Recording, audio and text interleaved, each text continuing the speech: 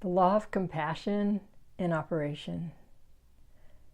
Eternal consciousness is aware of everything and includes all possible conversations. Therefore, it is constantly compassionate. Language plays a key role in compassion, so any being that operates in language has the possibility of relating with compassion. Revealed in humanity. Love and compassion go together, but they are not the same. Compassion is the desire and the ability to articulate another person's conversations and distinctions without losing your centeredness or identity. Losing your identity occurs in codependency and other enabling behaviors. When you are compassionate, the key operation is being able to articulate the conversations and distinctions of another being. For example, compassionate employees can identify the concerns and distinctions of their boss. Likewise, a compassionate boss can identify the concerns and distinctions of their employees. A distinction is a bringing forth of something from the background that was previously unnamed. For example, identifying a feeling or emotion involves making a distinction. A concern is an action that you think or feel will enhance or sustain existence.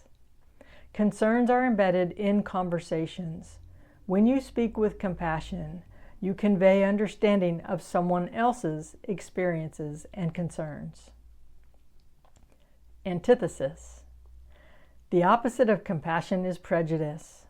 Prejudice in all its forms negates the possibility of compassion because when you are operating with prejudice, you are focused only on your own conversations and concerns, and there is little or no possibility for seeing outside that view.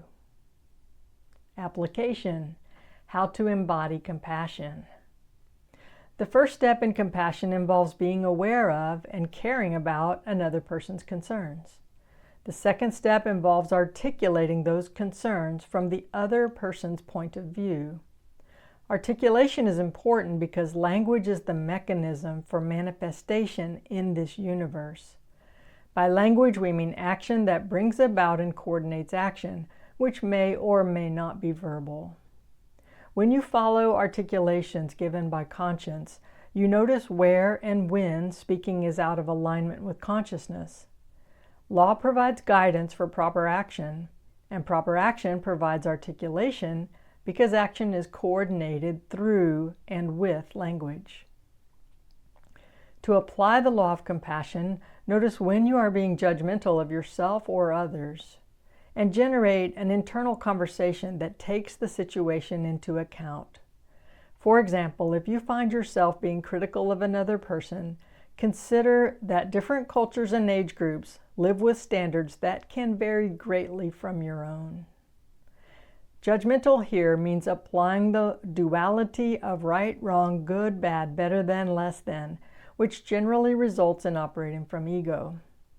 As human beings, we cannot help but make distinctions, and we need to make distinctions to survive. However, spiritual progress involves reducing the influence and sway of ego.